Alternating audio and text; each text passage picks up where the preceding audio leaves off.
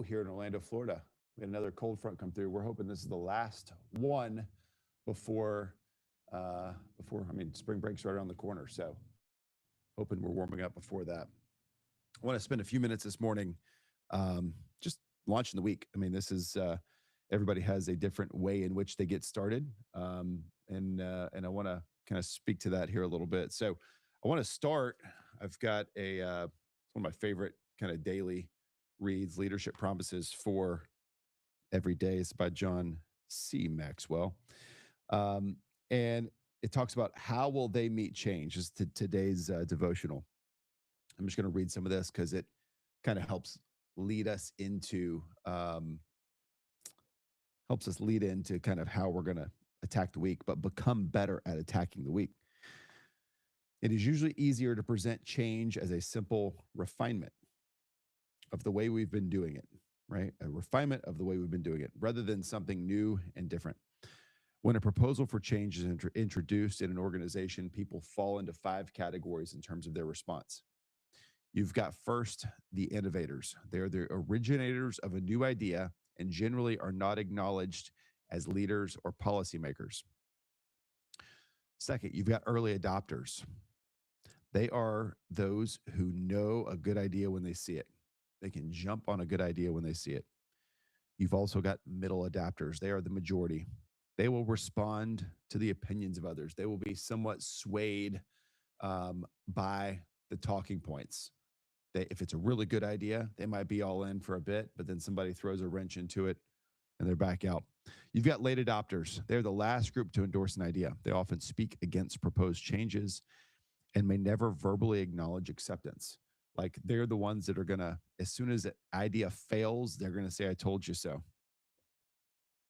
They keep that option open. They keep that door available. And then fifth in this list, you got the laggards. They are always against change. Their commitment is to the status quo and the past. Often they try to create division within the organization, which is even worse than being a late adopter, right? It's worse than being it's the one that actively tries to prevent things from improving. And so when we go into periods of change, who are we? And I think in this industry specifically, we are always, there's always change happening. There's markets changing. There are technologies that are changing. There are all kinds of things that we've got to be ready to adapt to. Now, one of the things we also fight against, and I fight against this with our team all the time, is bouncing from idea to idea, right? Like I think most agents in this industry fail.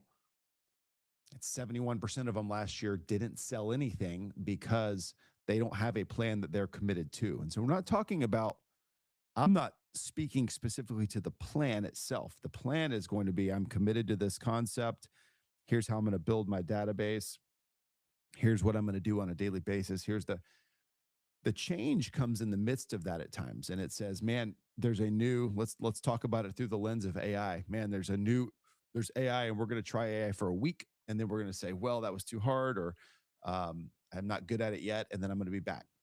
Right. Or your team leader says, hey, we're going to start moving in a different direction. We're going to be moving into an open house campaign. And you are the one that says, I'm all in and we're going to make the best of this. Or you're the one that says, without a doubt, this is the worst idea I've ever heard. And you're going to instill doubt in other people's minds. And then through 2 or 3 of you are going to take this down a different course and create division within the company, right? So we know different people in different. So the question is, how do we take action? Who are you in this regard? And I think we just got to be honest with ourselves in terms of who we are when we talk about taking action, when we talk about being innovators versus early adopters. Everyone's not an innovator. Very few are, right? Very few are coming up with new innovative ideas. Some people hear a good idea and they can jump on and run with it fast. And I think we are moving into a period of just across the board. This is not specific to real estate, but it is who can take a good idea and implement fast. When you say, I want to begin doing something, how fast can you begin doing it? It's a real question. Like, how fast can you take action on an idea? And so I think that is one of the separations as we look at different agents in terms of who's successful in this industry. The difference in the 71% that didn't sell anything last year and the remainder, and then you go up to the top 5% or the top 10%. Who has the ability to take action when markets change, when markets slow, right? When we have to start signing BBAs versus not, right? Like, who is the one that begins to truly take action? And so we want to be people that are action takers. There's a massive disparity between outcomes of those that are wise to change they're going to implement, and then the speed at which they can take action. And so I want to personally, and I do these so that I can preach to the choir myself here for a bit, is like, I want to become an even better action taker. So it is Monday. On our team, we do what is called VIP Day on Mondays. VIP Day, we are focused on chasing people who are very important to us and to our business. What are the most important things you can do? I believe in stacking your week from priorities to, like, because the reality is the more time that goes on, the more chance there's going to be a fall through. There's more chance that something's going to come up that's going to prevent us from doing what we want to do in the first place, right? So how do we become action takers? One, I think it comes down to stacking your priorities where you have a disciplined ability to tackle the challenge at hand. So on Monday, we start with what we feel is most important, because what happens on Monday. So for me, I set up my week. I have my morning huddle. I make sure my key people have everything they need from me so that we're rolling. You know, if you're selling houses, if you're a real estate agent, man, let's talk to our transaction coordinator. Let's make sure our deal flow that part is solid, because what happens if it's not throughout the week, or somebody's missing something from you throughout the week? Now your whole week is focused on, I got to get that. I got to get that. Get it done. Be done with it. Then we go into our VIP. So for me, the VIP is the most important people in my business. It's people who have the ability and the propensity to refer me business. And so what we face, and I want to spend just a couple minutes on this, because this is a place that, whether you've been doing this a long time or a very short time, you can take action on today. Take action by saying, who are the most important? I think where most of our new agents fail is identifying the people who are most important to them, because these aren't like the CEOs of the biggest companies in your area. Could be, but that's not necessarily who we're out pursuing. So who is it? It's influential people that already know you, like you, and trust you. Influential people that already know you, like you, and trust you. So what do we have to do to make sure that we are connecting with these people? We need to be in touch with them. We need to speak to them. We need to set up lunch with them. We need to set up a time to connect. We need to be furthering our relationship with these people, right? When we further our relationship over time, the ability for us to work better together over time is going to continually improve.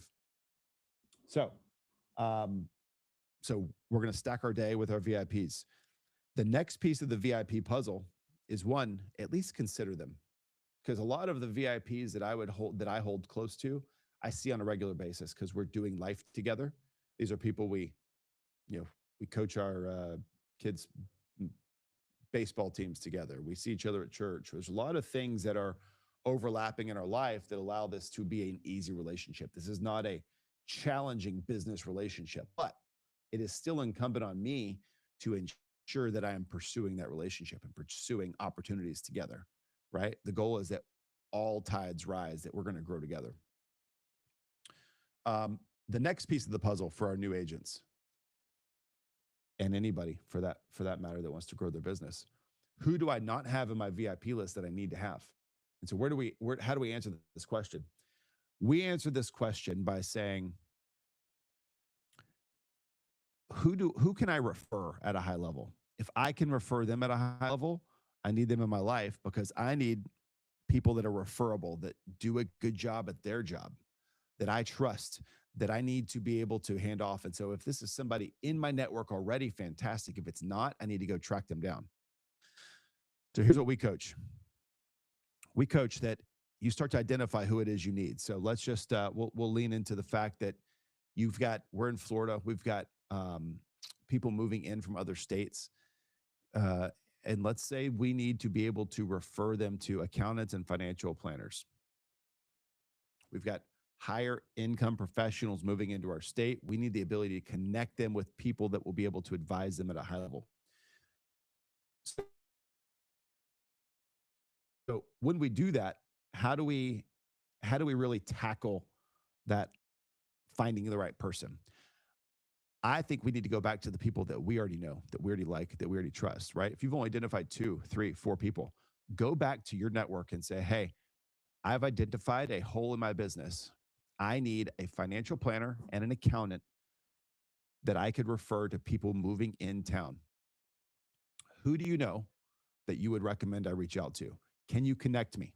Right? When we start this path of being of searching intentionally, we're going to find that we don't yet know. So search intentionally. So first we've got to identify. We've got to identify the gaps in our business, and then we've got to go out in search of that. Another little tip that's been explosive for many, many people, because this cuts 2 ways. The tip is that we go to our social network and we say, I am looking to connect with someone, a financial advisor in Orlando that has capacity to work with customers that I have moving in from outside Florida. Keep it simple. Keep it intentional. The benefit is you're going to have people that rise to the surface to recommend someone that they trust. 2 parts of this. You already know the person that's recommending them. They may be, if you find someone who is willing to step out, put their name on the line and recommend someone, that's somebody you need to be intentional with. That's somebody you need to connect with at a high level, because they might be your next VIP as well. Then you need to ask them to make a recommendation to the person that they're recommending, right? Connect the dots. Have them send a joint text or an email or whatever to connect the dots with you, because this is somebody that you need to know. And I promise you, when you start to do this and you start to make this a regular part of your business by building your database, this is not just building a random database. A lot of people have big databases of people they don't know, that don't know them, don't know their name. They'll never recommend them. They'll never work with them. They never have worked with them. When you start to be intentional with this and you're having people that are recommended to you, that know you, that have maybe worked with you, that are connecting you with someone that you're going to have the ability to refer, it's going to change your business overnight. And let me do I'm going to sum up right here, a quick way of kind of seeing how effective this can be. If you had somebody in your network that really, truly enjoyed you, you guys got along, they trust you as a service provider, doesn't matter even what your business is, and they could refer you 1 person a quarter. If you're a real estate agent, getting 1 referral a quarter from someone in your network is a big deal.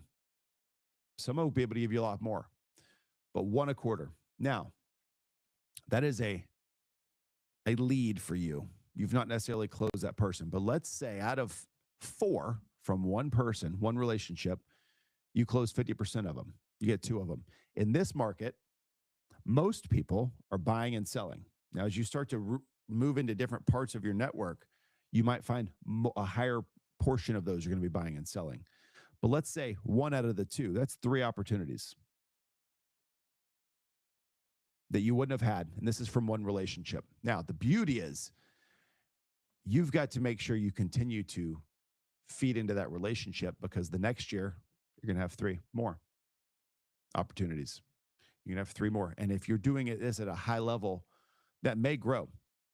Now, if it doesn't, what you also have is now you have a shared customer potentially, right? If they're a financial planner and they're referring someone to you, you're a good fit for, you now have a shared customer that you are both able to wrap your arms around with and take care of them at a really high level. And so your relationship is growing. with that person. It's going to be easier because now I can call them on a Monday morning on my VIP day, and we can talk about the people that we are actively working with together, right? It's not a sales call. It's not, hey, do you have anybody you can send me today or this week? No, that's not a great sales call. Let's be honest. Let's push into the relationship. Let's push into the fact that we're able to take care of this new customer at a really high level, and I can give them updates, because guess who needs to know about their home buying and selling decisions? Their financial planner, right? I'm going to be able to keep them updated all along the way. So that's the challenge for today, is take action on this. Don't wait. Like if you've got a full day booked out, take action in some way. Who is it? Identify who it is you need to know, hopefully by doing this. And I'll just throw out a few more. Financial planner, contractor, handyman, plumber, electrician, um, property manager, insurance provider. Everyone needs to be shopping their insurance on the regular, right? You need someone who can help do that. But we can go down this list, and you can start to house cleaner. Like, these are not people that you might have thought of before. Some of our best VIPs, man, if you're in this space and you are hyper involved with your PTSA, you are a person with a great network, people trust, right? Like, so start to identify in your network who the movers and shakers are. That's what we're doing here. So my question to you is, are you going to take action? Let me read here just this last piece. The early adopters, they are those who know a good idea when they see it. If you think it's a good idea, hopefully you identify that it's a good idea. Have it working this business over cold leads out of your database that are never going to work with you anyways is a good idea. So the question is, are you going to take action on it? I challenge you, take action on it today. Let's make this a great week. We are moving into buying season for real estate. We've got interest rates moving in the right direction. We've got talks of property taxes being eliminated in Florida for homesteaded buyers. If you're not getting ahead of that curve, like, this has been a talking point for a year. I mean, if you're somebody on the outside who says that'll never happen, cool. It has happened. It's done. It is that way in other states. We would not be the first. We would be Florida would be the first to have no property tax and no income tax. So what do you think that does for our market? Help your buyers get out there, take action, get in front of this before the market takes another step in the right direction. Have a great Monday.